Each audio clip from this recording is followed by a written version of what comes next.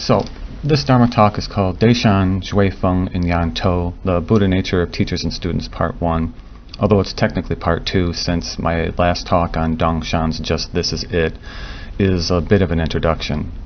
But each talk stands on its own, although they do form a greater whole if taken all together. So, Deishan Zhuangjian, or translated something like Virtue Mountain Proclamation, lived from 780 to 865 CE. He was born in Sichuan province in central China. He didn't begin his Buddhist career in the Zen school though, but in the Vinaya school, which, amongst other things, was dedicated to scriptural studies.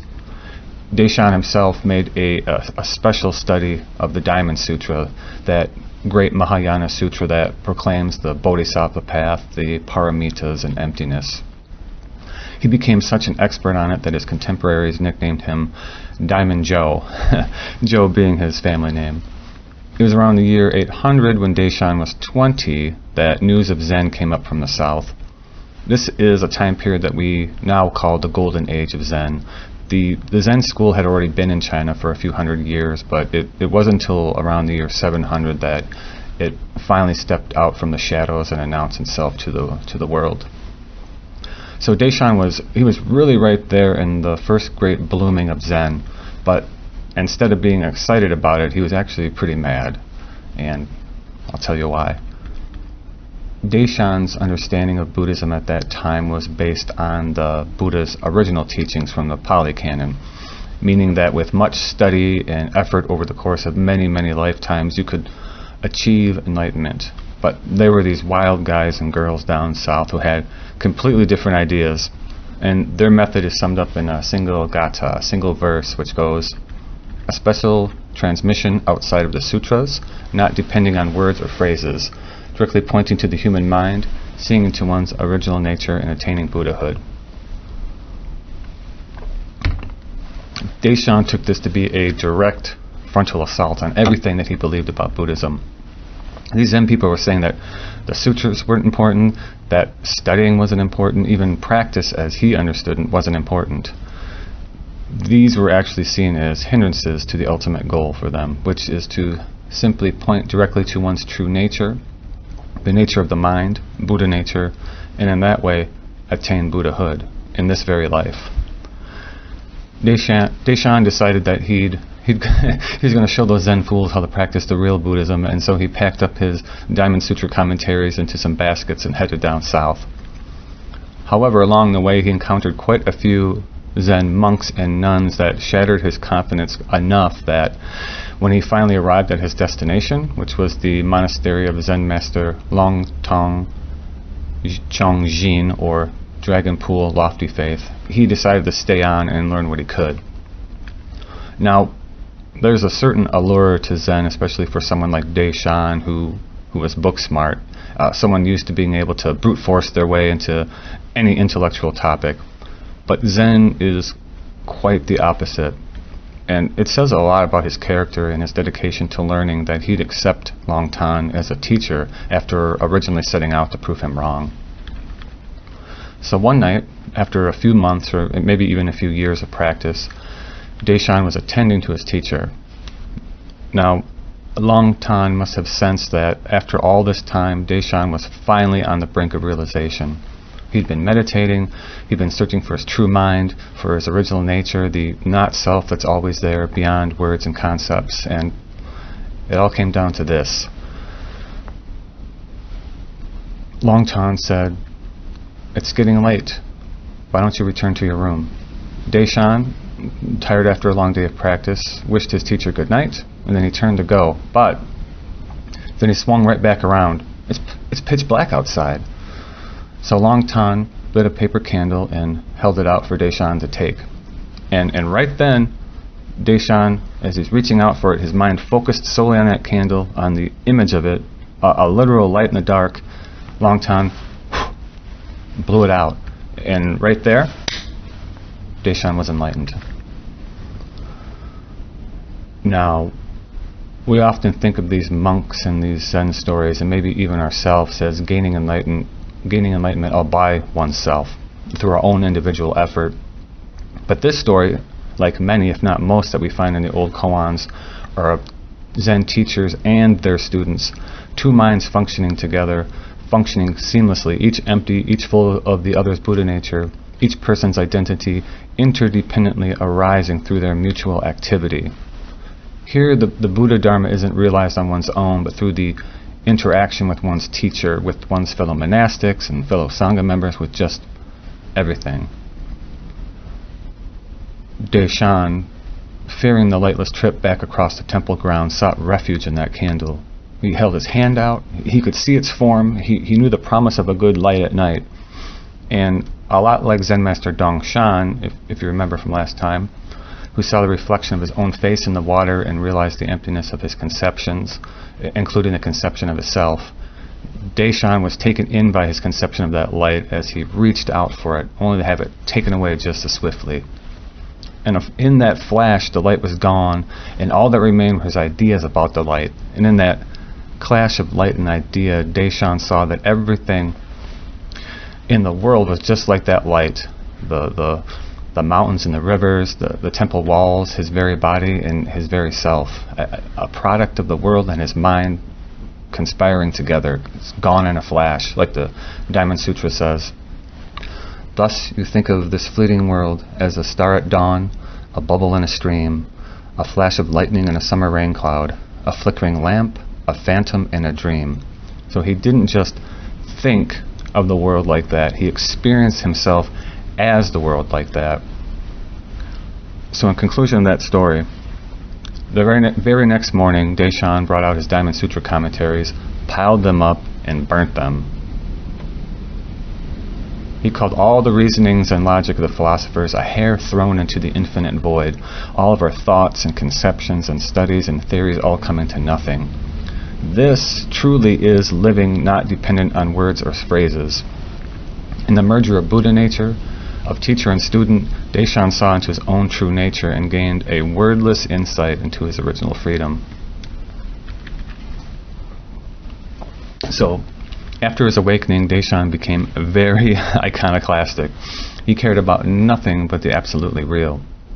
He discovered his true self, his no self, the absolute absence of his self, in his identity as everything. And he was dedicated to rousing this mind in his students as well. He became known as a very intense and aggressive teacher. So this is the same guy who decided to pack up his belongings and hike across China to browbeat a bunch of monastics from a school of Buddhism that he'd only ever heard stories of.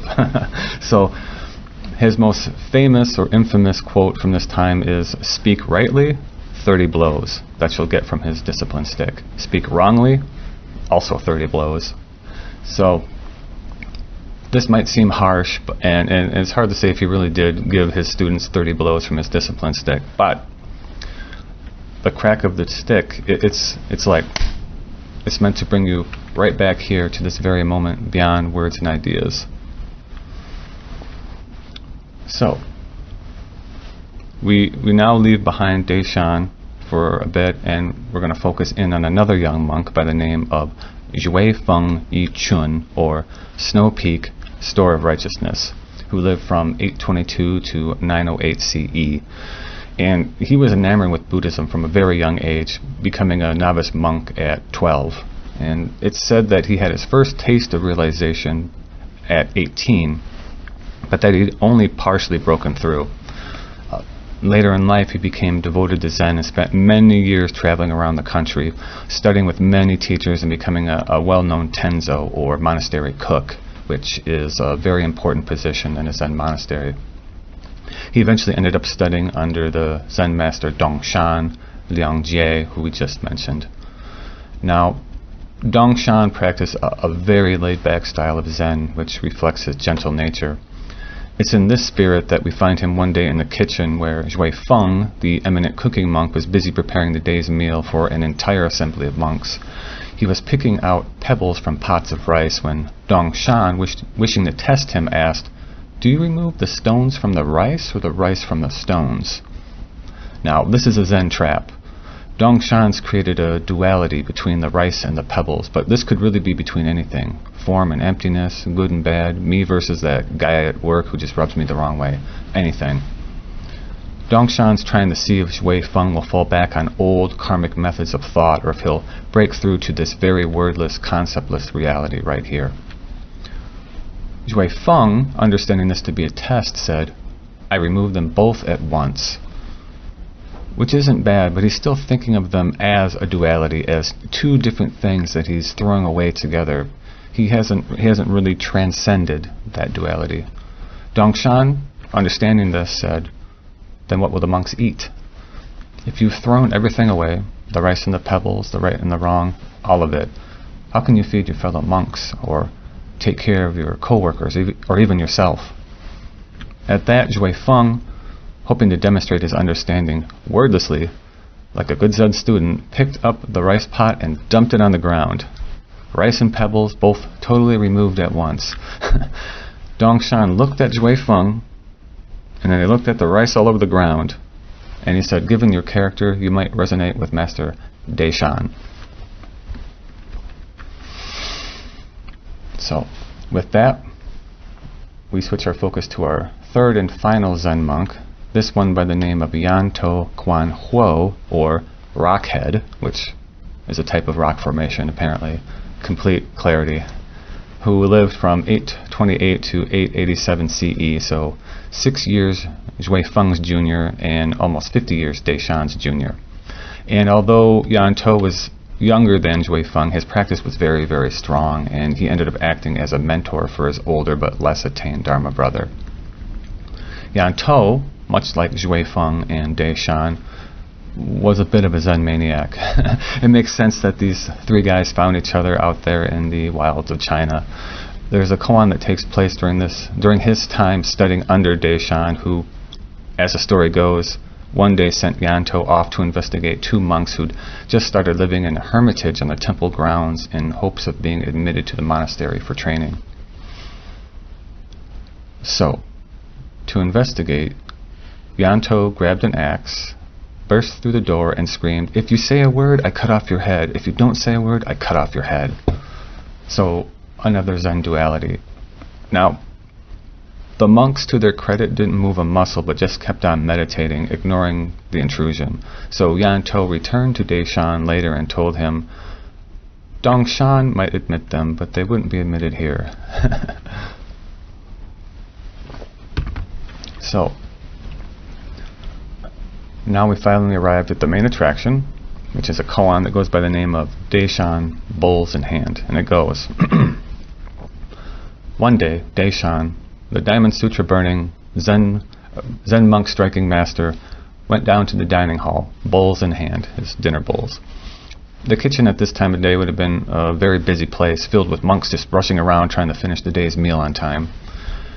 Now, what Deshan hadn't noticed was that the dinner drum and bells hadn't been sounded yet, so he was early. Once there, he went up to Shui Feng of the tipped-over rice bowls. The monks of the hall, seeing their teacher approach one of his star pupils, would have all been listening in very carefully. Now, Shui Feng, believing this to be a test and wanting to strike first, said, "Where are you going with your bowls in hand, old teacher? The bell hasn't rung and the drum hasn't sounded." Now, to us, this might not sound too harsh, but in the more regimented hierarchy of a Zen monastery, this would have been considered quite rude. However, in the scheme of things, as a demonstration of his understanding of Zen, this isn't a bad response. Shui Feng's less creating a duality here than focusing in on the events occurring directly in the moment. Now, for a few seconds, everything grew quiet. Everyone, and most intensely Shui Feng, were waiting to see what Deshan of the 30 blows would say or do. And Deshan said nothing. He just turned around and went back to his quarters. And this, Shui Feng believed, was a win. He'd scored a Zen point on his teacher. Later on, Shui Feng told his younger Dharma brother, Yantou, the axe wielder, about this interaction, and as Yantou listened, he saw immediately that Shui Feng had completely misunderstood the situation. Shui Feng thought Deshan's wordless exit was a retreat.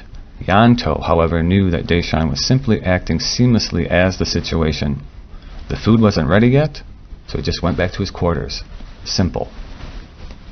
Shui Feng couldn't understand this because it's not a thing to understand. He's the one who took a simple human interaction and projected this grand Zen confrontation over top of it. That's his karmic mind, slicing up the world, assessing values for all the objects that it finds out there, grasping at some, pushing others away, and ignoring the rest. Yanto understood all of this intuitively, but he also knew that if he just tried to say it all plainly, right out in the open, to Zhui Feng wouldn't get it. It would just be more thoughts and ideas and preferences stacked up on top of each other. So Yanto decided to go along with his Dharma brother's delusion, setting a Zen trap for him. He said, Deshan, great as he is, doesn't yet know the final word. And what does that mean?